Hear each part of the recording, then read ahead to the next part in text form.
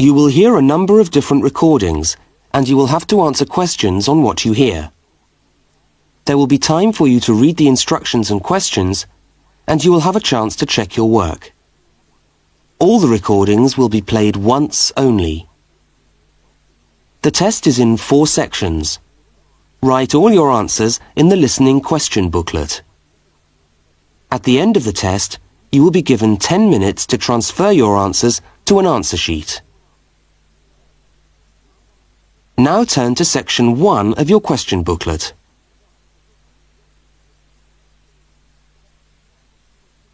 Section 1. 2 students meet on the university campus. They start a conversation together. First, look at questions 1 to 5.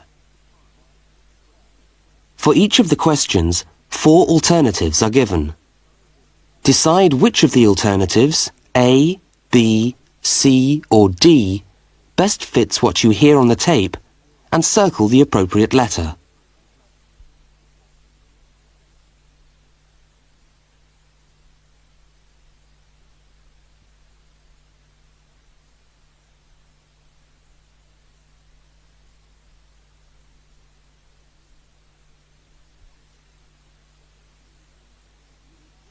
You will see that there is an example which has been done for you.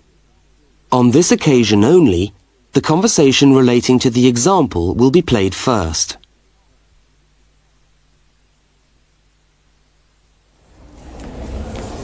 Excuse me, can you help me? I was looking for the main hall. No, maybe I can actually. I'm looking for the main hall too.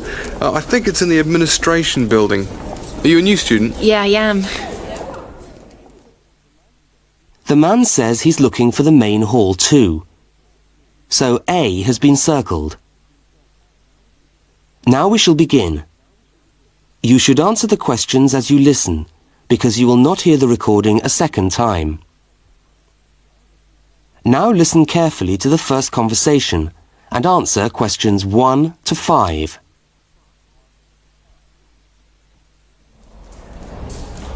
Excuse me, can you help me? I was looking for the main hall. No, maybe I can actually. I'm looking for the main hall too. I think it's in the administration building. Are you a new student? Yeah, I am. Yeah, I thought you looked as lost as me. I'm trying to find the admin building too so that I can register for my course. I don't seem to be having much luck. Well, look, according to this map of the campus here, you go straight up the steps, turn left, and the building's on the right. Okay, let's see if we can find it. Ah, this looks right. Yeah, it must be. Look, there are hundreds of other people here. There must be at least 50 people in the queue.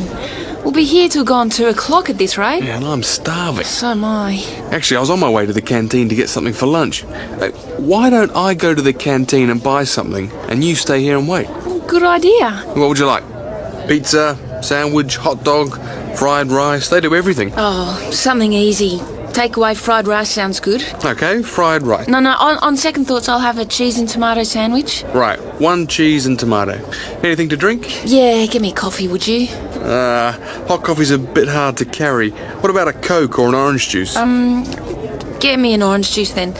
Look, here's $5. Oh, yeah, take $2 back. Shouldn't cost me more than $3. Well, get you the 5, we'll sort it out later. Oh, and could you get me an apple as well? Okay, back in a minute.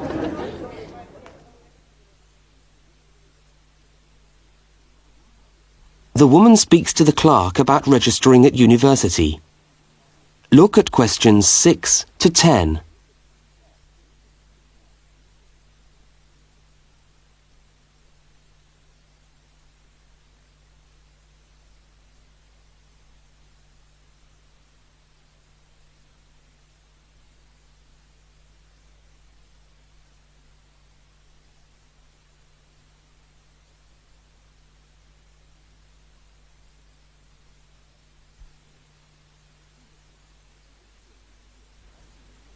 As you listen, complete the form by filling in the numbered spaces 6 to 10.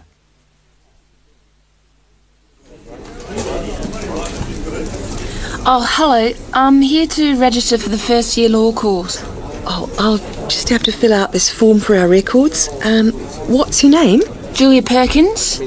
Can you spell that for me? Yeah, that's JULIAPERKINS.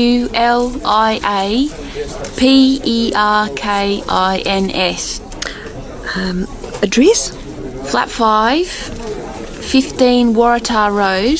That's WARATAH, Brisbane. Brisbane. Oh, and your telephone number? Oh, we haven't got the phone on yet. We've only just moved in. Okay, well, can you let us have the number once the phone's connected? And I'll make a note here, to be advised. And the course? Beg your pardon? What course are you doing? Oh, first year law. Right.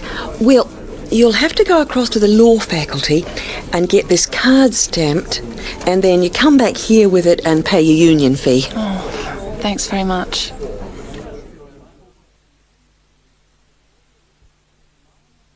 The man and the woman meet up again. Look at questions 11 and 12 and circle the correct answer.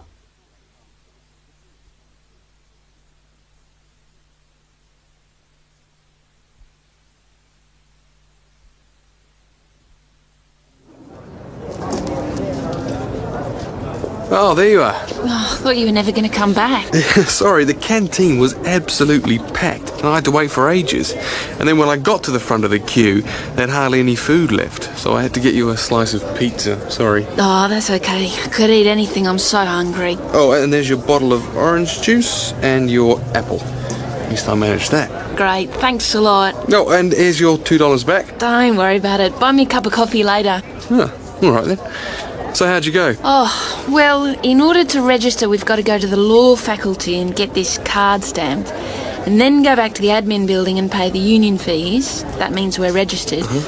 After that, we have to go to the notice board to find out about lectures, and then we have to put our names down for tutorial groups and go to the library. Oh, no, great. Well, first let's sit down and have our lunch, eh?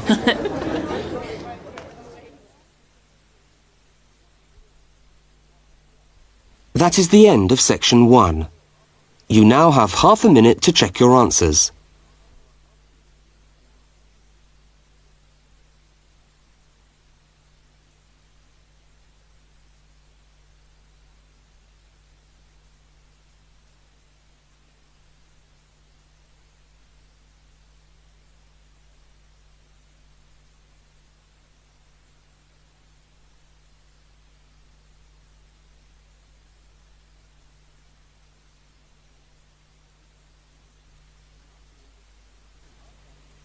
Now turn to section 2.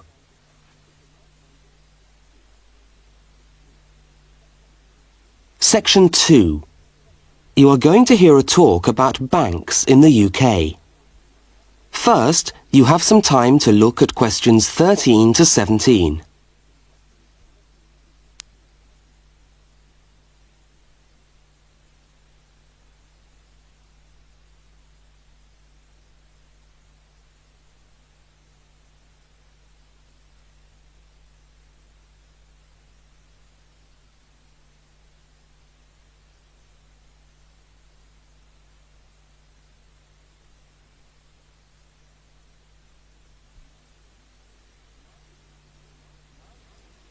Now listen to the talk and complete the notes by filling in the numbered spaces 13 to 17.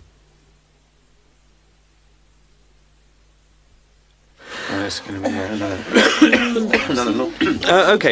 right. Thanks for turning up today. Thanks for turning up today to this short talk I'm going to give on student banking.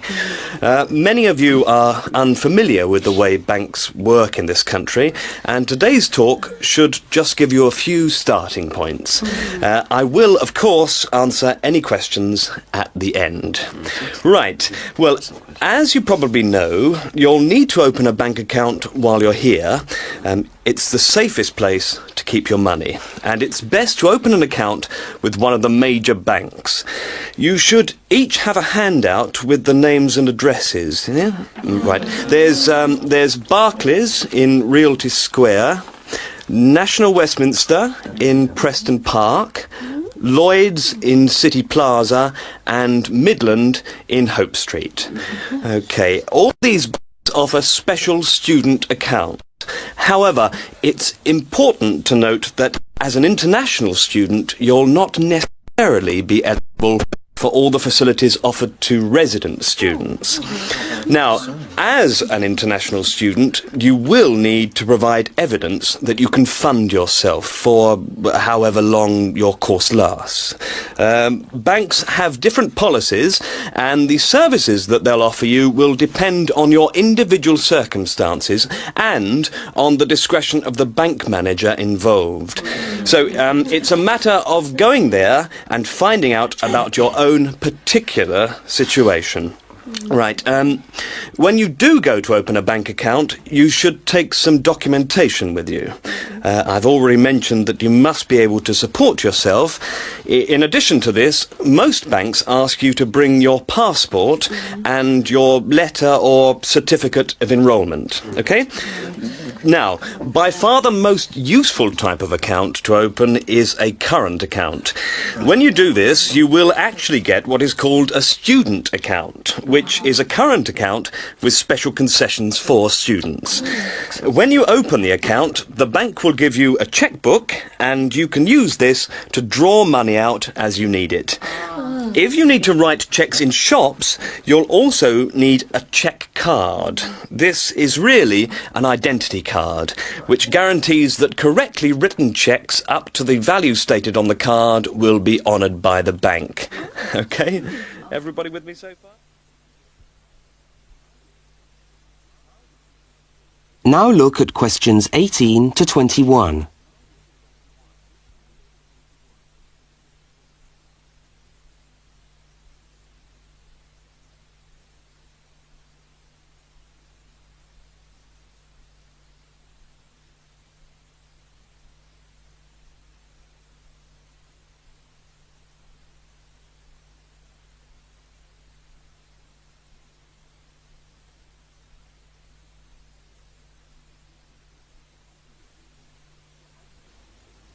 As you listen to the rest of the talk, complete the rest of the notes in the spaces numbered 18 to 21.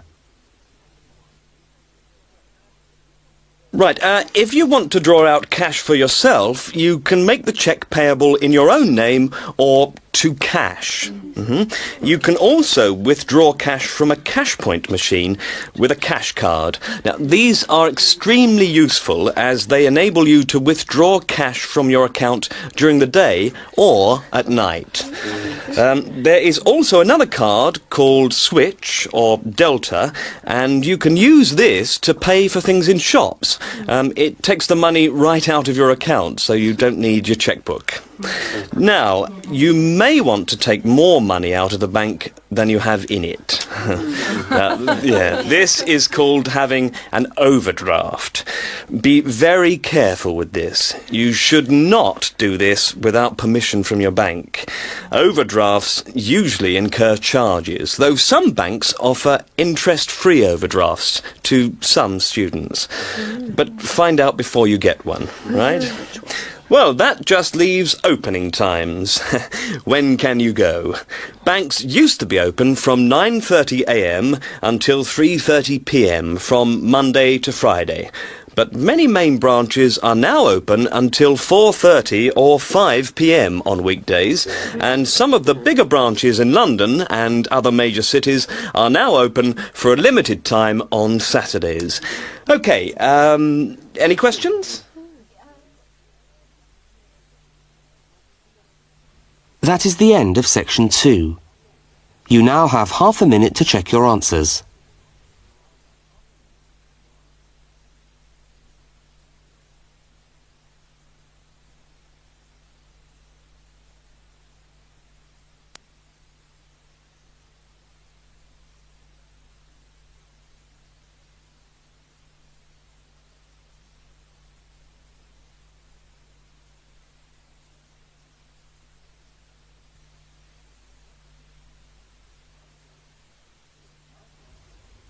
Now turn to section 3.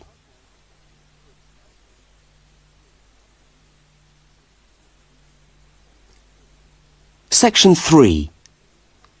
Two students, Dawn and Ilmar, are discussing a project that they are working on together. First, you have some time to look at questions 22 to 25.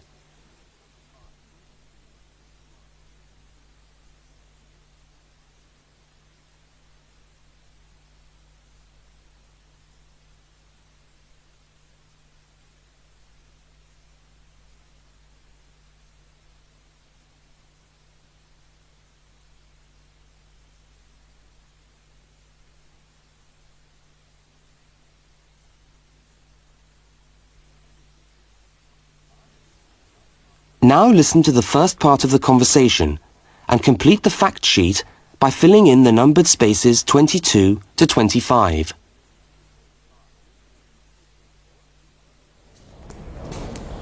Hi, Dawn. Oh, hi, Ilmar. I'm glad I've bumped into you.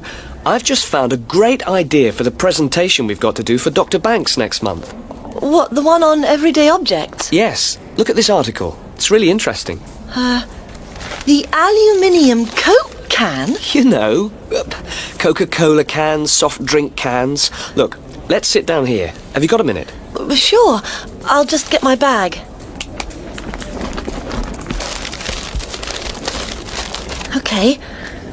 So, you think we can get a presentation out of this article? I'm sure we can. First of all, we can provide some interesting facts about the aluminium cans that we drink out of every day. Like? Well, here it says that in the US they produce 300 million aluminium drink cans each day. Wow! 300 million? Exactly. That's an enormous number. It says here, outstrips the production of nails or paper clips. And they say that the manufacturers of these cans exercise as much attention and precision in producing them as aircraft manufacturers do when they make the wing of an aircraft. Really? Let's have a look. They're trying to produce the perfect can, as thin but as strong as possible. This bit's interesting. Today's can weighs about 0.48 ounces. Thinner than 2 pieces of paper. From this magazine, say.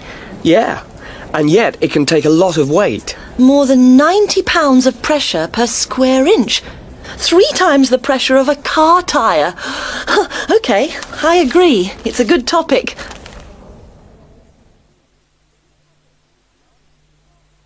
Now look at the diagram of the aluminium can and at questions 26 to 31.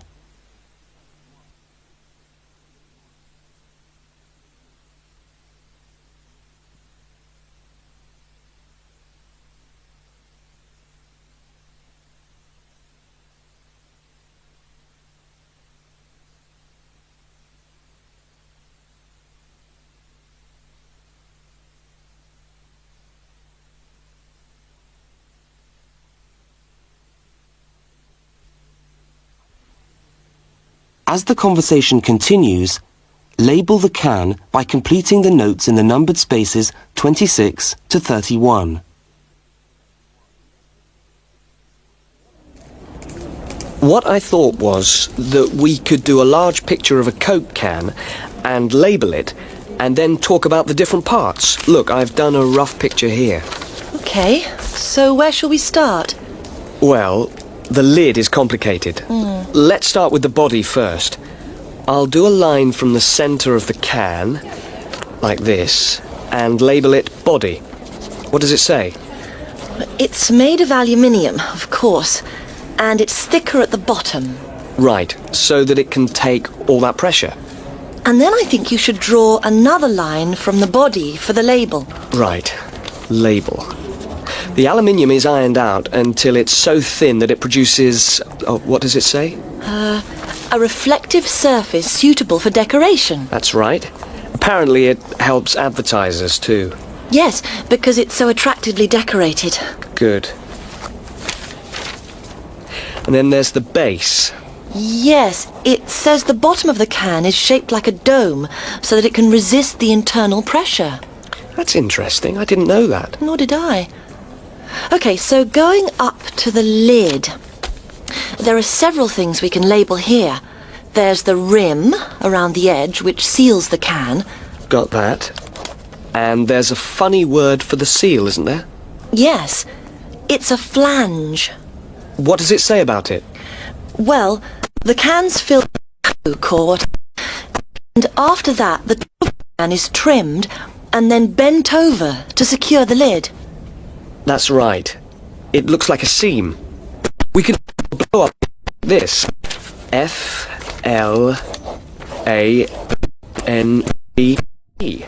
Yes, that would be clearer. I think we should label the lid itself and say that it constitutes 25% of the total weight. 25%?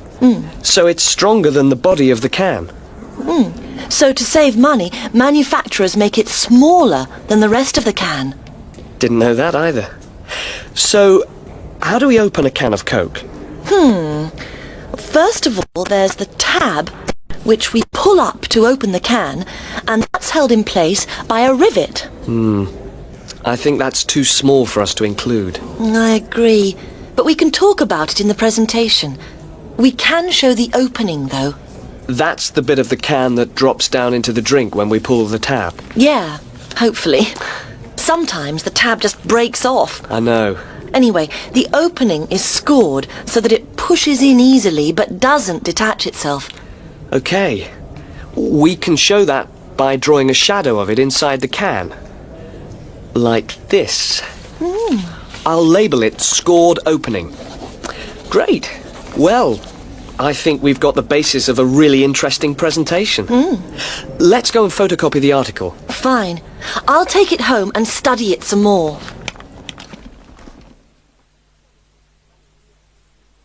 That is the end of section 3.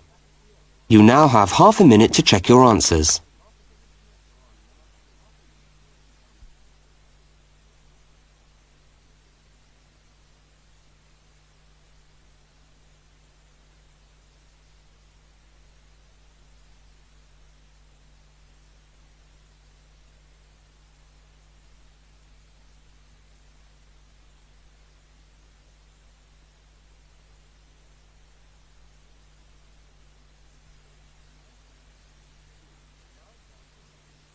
Now turn to section 4.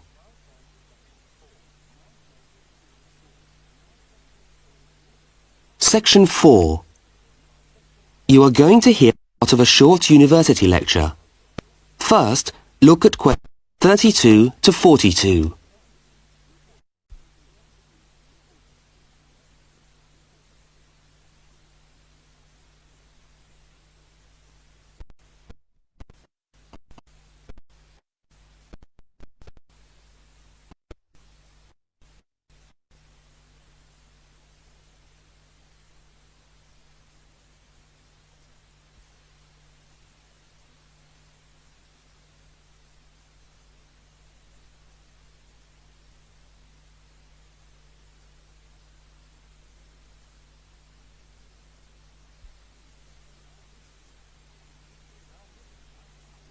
Now listen and complete the lecture notes in the spaces numbered 32 to 42.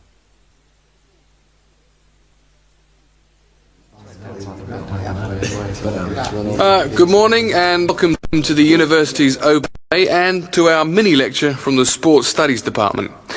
Now, the purpose of this lecture is twofold.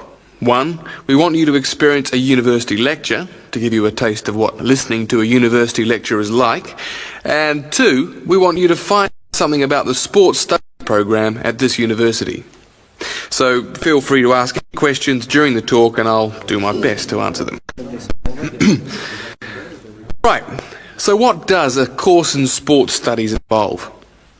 Well, you wouldn't be blamed for not knowing the answer to this question because sports studies as a discipline is still comparatively new, but it's a growing area and one which is now firmly established at our university. Now, there are 3 distinct strands to sports studies, and you'd need to choose fairly early on just which direction you wanted to follow. And I'll just run over these now. Firstly, we've got the sports psychology strand.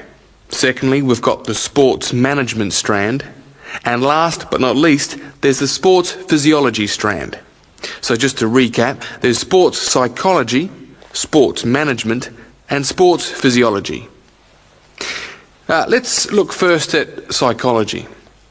Now, the people who study sports psych want to work with top athletes, and they're looking at what will take those athletes that 1% extra. What makes them win? When all other things are equal, physically all other things are equal, they want to know what are the mental factors involved. The sports psychologist works closely with the athlete through his or her training program and becomes an integral part of the team. In fact, you could say that they play just as important a role as the coach. So if you're interested in what makes people win, this could be the area for you. Now, secondly, we've got the strand which I referred to as sports management. And this goes hand in hand with the area of sports marketing. So you might like to think of this area as having two branches, management and marketing. On the management side, we look at issues relating to the running of sports clubs, management of athletes, that sort of thing. But then on the other side, we've got sports marketing.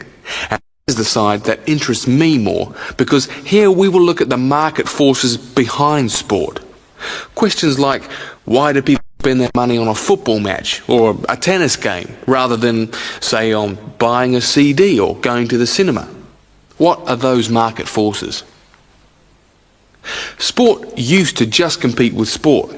Nowadays, it competes with other leisure activities. The spectators go to sport to be entertained rather than out of loyalty to a team. They want to have an evening out, and they don't want the cheap seats anymore. They want good seats. They want entertainment. And the professional sportsmen and women respond to this without question. They are there to give a performance. They provide the entertainment. So in the marketing course, we address all these commercial issues, and we look at how this hooks back into the management of sport. Now, the third branch of sports studies sometimes comes under another name and is also known as exercise science. And in here, we find that there are two distinct types of exercise science. The first is working very much at the macro level, what I call huffing and puffing people. So this looks at fitness testing, body measurement, all that sort of thing. But the more interesting side of sports physiology, at least in my view, is the side that's at the micro level, looking at cellular change. They're doing cellular research, looking at changes in body cells when the body is under stress. So that just about brings us to the end of our mini lecture for today. I hope you found it interesting, and I look forward to seeing you all on our course next year. But feel free to come and talk to me if you want any more information. I'll be over at that notice board near the main entrance. Thank you very much.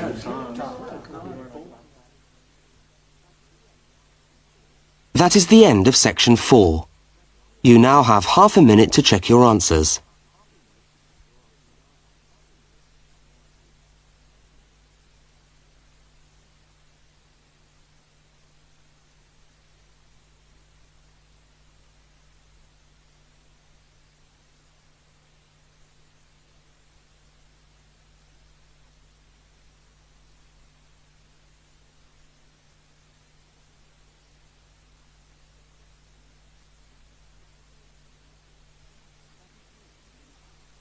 That is the end of the listening test. You now have 10 minutes to transfer your answers to the listening answer sheet.